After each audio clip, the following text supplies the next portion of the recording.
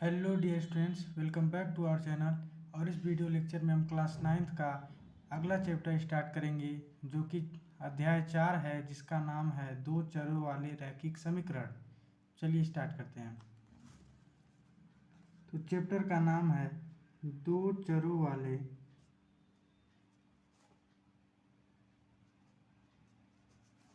रैखिक समीकरण। दो चरों वाले रैखिक समीकरण। सो डियर स्टूडेंट्स, इस चैप्टर में हम लोग को सबसे पहले ये जानना पड़ेगा कि समीकरण किसे कहते हैं। समीकरण किसे कहते हैं, सबसे पहला हेडिंग समीकरण किसे कहते हैं, इसको जानना पड़ेगा। फिर दूसरा चीज हम लोग जानेंगे कि समीकरण के प्रकार कौन कौन से हैं। समीकरण के प्रकार कौन कौन से हैं और उनमें से हमको पढ़ना है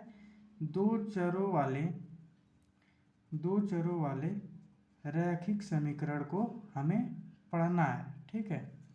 फिर हम लोग जानेंगे, इसको समझने के लिए आपको बहुपद वाला पूरा आना चाहिए, जो दूसरा चैप्टर है आपका, जो कि हमने पिछले लेक्चर में पढ़ा चुका है, पीछे के लेक्चर्स में, जो कि आप वहाँ से देख सकते हैं। ठीक है। फिर उसके बाद जानेंगे कि दो चरों वाले रैखिक समीकरण को हल करना। ठीक है। तो इतनी चीज़ें इस चैप्टर में जाननी है। और एक चीज़ हम एडिशनल बताएंगे, जिससे आपके सब क्वेश्चंस लग जाएंगे। अंतःखंड के रूप में रेखा का समीकरण।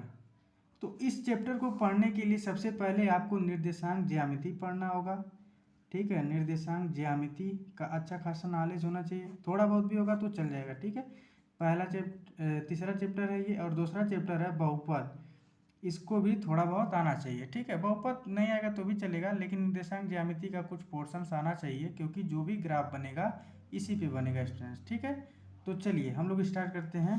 पहला चीज़ हम लोग को इसमें क्या पढ़ना है कि समीकरण क्या होता है।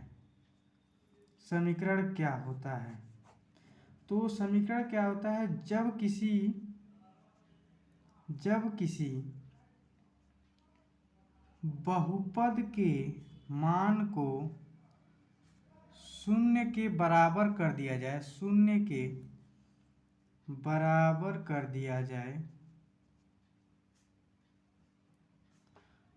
तो उसे समीकरण कहते हैं। जब किसी बहुपद के मान को शून्य के बराबर कर दिया जाए तो उसे समीकरण कहते हैं। इसको हम समीकरण पढ़ते हैं। ठीक है। समीकरण कहते हैं। तो देखिए, समीकरण का मानक रूप क्या हो जाएगा, सिंपली इसको दिखाते हैं। ax plus by plus C is equal to 0, जो आपको पढ़ना है। ये भी हो सकता है समीकरण ax प्लस बी बराबर 0। ठीक है। अभी बताएंगे ये क्या है और ये क्या है, ये कौन सा चीज़ है, ये कौन सा चीज़ है, दोनों क्या है, समीकरण है। अब देखिए, हमने क्या परिभाषा में लिखा है, जब किसी बहुपद के मान को शून्य के बराबर कर दिया जाए तो उसे समीकरण कहते हैं। अब यहाँ पर एक कंडीशन भी अप्लाई होती है। तो कंडीशन क्या है, नोट पॉइंट में करके लिखेंगे आप लोग। सभी बहुपद समीकरण हो सकते हैं। सभी बहुपद जो हैं समीकरण हो सकते हैं, किंतु सभी समीकरण बहुपद नहीं हो सकते हैं। इस स्टेटमेंट को पढ़िए। सभी बहुपद जो होंगे समीकरण हो सकते हैं, किंतु सभी समीकरण बहुपद नहीं हो सकते। इसका मतलब क्या हुआ, अगर हम बहुपद ले लें, ax square plus B x plus C, ठीक, ये बहुपद हो गया, द्विघाती बहुपद हो गया। ठीक, इसके बराबर अगर हम 0 कर दें, अगर इसके बराबर अगर हम दें तो ये समीकरण बन जाएगा। ठीक है, ये समीकरण बन जाएगा। लेकिन अगर ये समीकरण है, अगर ये बहुपद नहीं होगा, ये समीकरण बहुपद नहीं, ये समीकरण तो बहुपद हो जाएगा, लेकिन ये समीकरण बहुपद नहीं होगा। ये समीकरण क्या समीकरण है, फिर से देख लीजिए, x square plus B x plus C बराबर 0, ये भी समीकरण है, ये भी समीकरण है।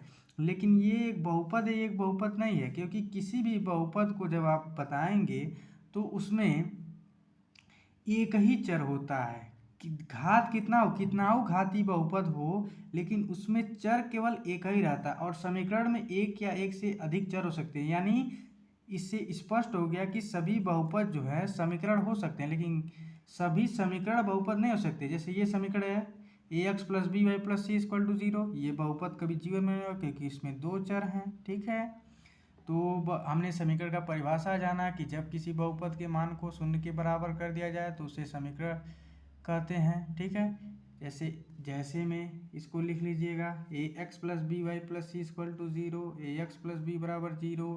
ठीक है, हमने नोट करके बताया कि सभी बहुपद समीकरण हो सकते हैं किंतु सभी समीकरण बहुपद नहीं हो सकते। इसका एग्जाम्पल हमने दिया कैसे, ax square plus B x plus C बराबर 0। ठीक, ये समीकरण तो है और क्या है, समीकरण एवं बहुपद दोनों है, किंतु ax plus B Y plus C equal to 0 केवल और केवल समीकरण है, न कि बहुपद, क्योंकि इसमें दो चर आ गए। और बहुपद की एक प्रॉपर्टी होती है, कोई भी बहुपद होगा तो उसमें केवल एक ही चर होगा। ठीक है, चलिए अब नेक्स्ट टॉपिक पर आगे बढ़ते हैं। अब हम लोग समीकरण तो जान चुके हैं, देखिए समीकरण जान चुके हैं, अब समीकरण के प्रकार को जानेंगे। ठीक है, नेक्स्ट टॉपिक पर चलते हैं। चलिए नेक्स्ट टॉपिक पर चलते हुए बात करते हैं समीकरण के प्रकार। देखिए समीकरण के प्रकार में एक चर वाले रैखिक समीकरण, एक चर वाले रैखिक समीकरण, दो चर वाले रैखिक समीकरण, ठीक, तीसरा तीन चर वाले रैखिक समीकरण। ठीक है, और ऐसे डॉट डॉट डॉट एन चर वाले रैखिक समीकरण। मान लीजिए 10 चर संख्या हो। ठीक है, अगर 10 चर संख्या होगा तो 10 रैखिक समीकरण बन जाएगा। ठीक है, तो 10 चर वाले रैखिक समीकरण, एन का मान यहाँ पे कुछ भी लीजिए। ठीक है, यानी एक पूर्ण संख्या हो। ठीक है ना, चलिए अब हम लोग पहला जानते हैं एक चर वाले रैखिक समीकरण। एक चर वाले रैखिक समीकरण को जानते हैं हम लोग। देखिए एक चर वाले रैखिक समीकरण में ऐसा समीकरण जिसमें चर की घात, ये नहीं, चर की घात नहीं, जिसमें केवल एक चर हो। ऐसा समीकरण जिसमें केवल एक चर हो, उसे क्या कहेंगे, एक चर वाले रैखिक समीकरण कहेंगे। उसे एक चर वाले रैखिक समीकरण कहते हैं। अब जैसे में देखिए एक्स प्लस बी बराबर 0 जो एग्जाम्पल दिए थे, देखिए इसमें यक्स है केवल चर। ठीक है, A Y plus C equal to 0, इसमें भी केवल एक चर है। ठीक है, B Y is equal to 0, ये भी एक चर वाला रैखिक समीकरण है। ठीक है, अब आगे बढ़ते हैं दूसरे पे। तो दूसरा क्या है, दो चर वाले रैखिक समीकरण। दो चर वाले रैखिक समीकरण हमको यहीं तक पढ़ना है, इसीलिए यहीं तक बताएं। दो चर वाले रैखिक समीकरण, यही हमको पढ़ना है, यही हमारे चैप्टर का नाम है। तो ऐसा समीकरण जिसमें केवल दो चर हों, उसे दो चर वाले रैखिक समीकरण कहते हैं। ठीक है, तो दो चर वाले को ax plus B Y plus C equal to 0, इसमें आप देखेंगे तो दो चर हैं x और y, ये भी चर है ये भी चर है। ठीक है, x है और y है, x और y क्या है, चर हैं, तो यानी दो चर हैं, इसीलिए दो चर वाले रैखिक समीकरण। जैसे az प्लस बी x बराबर 0 हो गया। इसमें भी z और x क्या हैं, चर संख्या हैं, तो दो चर वाले ये भी रैखिक समीकरण हो गए। ठीक है, यहाँ तक की बात हो गई।